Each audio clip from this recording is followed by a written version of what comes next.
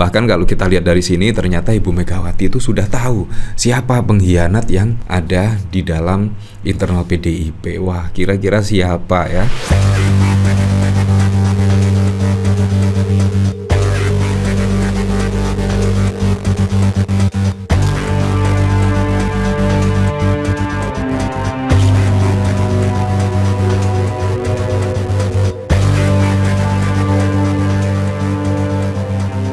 Nah, memang sampai saat ini menjadi pertanyaan yang cukup serius ya. Kenapa Pak Prabowo Subianto itu memilih Pak Jokowi menjadi utusannya untuk mewakili Pak Prabowo ke Vatikan? Kalau kita lihat pada saat lalu kan juga ada pemberitaan yang cukup menghebohkan ya, yaitu Pak Jokowi masuk sebagai finalis dari pemimpin terkorup di dunia. Kenapa juga ya tiba-tiba Pak Prabowo memilih Pak Jokowi? Apakah untuk menunjukkan Pak Jokowi itu ya setidaknya akan dicuekin lah? Apalagi yang datang rata-rata juga pemimpin negara. Ya seperti halnya dari Donald Trump. Donald Trump bahkan juga telah dilantik, ya baru saja dilantik menjadi presiden, bahkan juga menyempatkan datang ke Vatikan. Bahkan banyak pemimpin-pemimpin negara yang datang ke Vatikan. Tetapi kenapa Pak Prabowo Subianto memilih Pak Jokowi untuk menjadi utusan untuk mewakili ke Vatikan? Nah, ini menjadi tanda tanya besar ya. Dan bahkan pada saat lalu itu ada gunjingan ya dari warganet terutama. Ketika Pak Jokowi dicuekin lah dan lain sebagainya. Ya menurut saya sangat wajar sekali lah. Misalkan Pak Jokowi dicuekin karena Pak Jokowi juga sudah bukan menjadi presiden, bukan menjadi pejabat negara. Tetapi kalau kita lihat posisi duduknya Pak Jokowi di depan, menurut saya itu juga sudah penghargaan tersendiri ya. Itu mewakili dari Presiden Pak Prabowo Subianto. Menurut saya duduk di posisi depan menurut saya sudah sangat keren sekali. Nah, ini bahkan juga dikomentari oleh Husnul Khotimah. Dari kemarin netizen bahas video ini, katanya Jokowi dicuekin sama pemimpin-pemimpin negara lain. Sekarang ada yang bandingkan dengan omongan dia dulu. Ternyata kenyataannya tidak sesuai dengan harapan. Semoga dia dan tukang ceboknya sadar sekarang bukan siapa-siapa, cuma seorang finalis, pemimpin terkorup dan pengkhianat. Wow, apakah memang demikian ya? Seperti ini videonya. Ya kalau kita masih merasa inferior seperti itu ya, bagaimana kita mau gagah?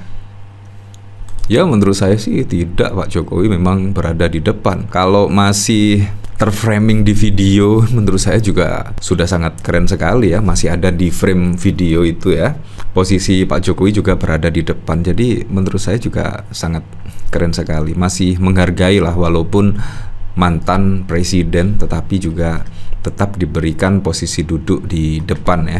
Datang ke sebuah summit, sebuah konferensi, saya selalu minta pada Bu Menlu, pada Dubes yang kita mau konferensi, nanti makan malam saya minta. Ya memang sih Pak Jokowi juga bukan menjadi presiden, jadinya luput dari pandangan kamera sangat wajar sekali. Lebih menyorot ke Donald Trump, Zelensky dan lain sebagainya. Kalau kita lihat dari sini ya, Andi Wijayanto juga tidak paham terkait kalkulasi politik Prabowo utus Jokowi ke Vatikan. Bahkan Andi Wijayanto ini juga tidak paham. Padahal kalau kita lihat Andi Wijayanto, ya pastinya juga seharusnya mengetahui lah apa yang dimaksud oleh presiden, karena Andi Wijayanto juga pernah tidaknya dekat dengan Pak Jokowi. Bahkan terkait pekerjaan Pak Jokowi itu Andi Wijayanto sangat mengetahui betul lah. Bahkan Andi Wijayanto juga tidak paham terkait kalkulasi Pak Prabowo mengutus Pak Jokowi. Ya dan akhirnya benar ya, dari pemberitaan bahkan terkesan kalau kita lihat dari video itu Pak Jokowi dicuekin dan sebagainya karena memang bukan pejabat negara, karena hanya utusan dari Pak Prabowo Subianto. Mantan Gubernur Lemhanas yang kini menjabat sebagai Badan Riset dan Analisa Kebijakan PDI Perjuangan, Andi, mengaku tidak memahami kalkulasi politik di balik penugasan yang diberikan Presiden Prabowo kepada Presiden ke-7 Jokowi untuk menghadiri pemakaman Paus Fransiskus. Saya tidak memahami pertimbangannya, juga tidak terlalu memahami apakah ini ada kalkulasi politik di belakangnya. Twitternya. Andi merespon kabar Presiden Prabowo mengutus Jokowi untuk menghadiri pemakaman Sri Paus pada 26 April. Menurut Andi, mungkin baru kali ini ada seorang presiden yang masih menjabat tetapi mengutus mantan presiden untuk hadir di acara kenegaraan. Saya tidak tahu pertimbangannya apa. Mungkin baru kali ini Pak Presiden mengutus mantan presiden dalam tugas kenegaraan, ucap dia, dikutip dari laporan jurnalis Kompas TV. Jadi tidak mengirim misalnya menteri yang relevan, tidak mengirim misalnya menteri agama. Jika ketika Paus berkunjung ke sini ada interaksi-interaksi personal yang sangat berbeda. Lanjutnya, sebagai informasi ya memang Presiden ke-7 Jokowi pada saat lalu diutus oleh Pak Prabowo Subianto untuk menghadiri pemakaman Sri Paus di Vatikan, dan itu juga menjadi pertanyaan, kenapa tidak Gibran? Kenapa tidak Menak? Kenapa tidak menteri luar negeri yang relevan lah intinya. Nah, ya memang cukup mengejutkan sekali. Pada saat lalu juga kita dikejutkan oleh Koni Bakri. Koni Bakri bahkan juga sudah menyerahkan 37 dokumen-dokumen yang dimiliki Hasto Kristanto kepada Wakil Sekjen DPP PDIP. Dan bahkan tidak hanya itu saja, tiba-tiba Andi Wijayanto mengomentari terkait kalkulasi apa dari Pak Prabowo Subianto mengutus Pak Jokowi dan lain sebagainya. Padahal saat ini kita juga dikejutkan ya. Setidaknya Koni Bakri pada saat lalu itu menyebut dari dokumen-dokumen Hasto Kristanto yang cukup mengerikan adalah nomor 16 dan nomor 7. Wah, konon katanya juga menurut Koni Bakri ada penyusup dan juga ada pengkhianat. Kira-kira siapa? Ini juga menjadi penasaran ya. Kira-kira siapa yang dimaksud oleh Koni Bakri? Dan dokumen-dokumen tersebut juga sudah sangat terlalu lama sekali ya. Kenapa juga tidak diungkap, diserahkan ke pihak yang berwenang dan lain sebagainya. Ini juga menjadi penasaran, dan masyarakat juga ketika rasa penasarannya sampai saat ini pun juga tidak terobati. Wah, pastinya juga akan males ya dengan dokumen-dokumen yang konon katanya akan menggemparkan.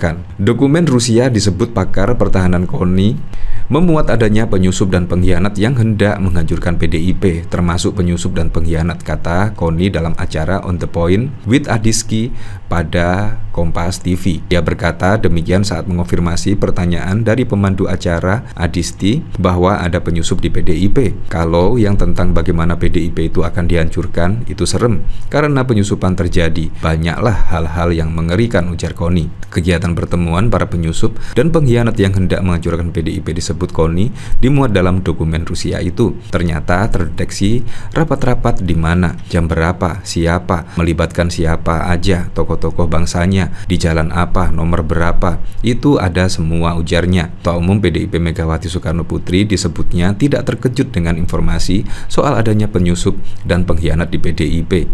Ada beberapa orang, tetapi ketika saya sampaikan ke ibu langsung bilang, saya sudah tahu, kata Koni. Dokumen Rusia adalah sebutan untuk dokumen dari Sekretaris Jenderal PDIP Hasto yang kini menjadi tersangka kasus suap penggantian antar waktu. Harun Masiku, wow. Bahkan kalau kita lihat dari sini, ternyata Ibu Megawati itu sudah tahu siapa pengkhianat yang ada di dalam internal PDIP. Wah, kira-kira siapa ya? Kalau kita lihat pada saat lalu, memang sih Gibran bahkan ya sudah terindikasi lah.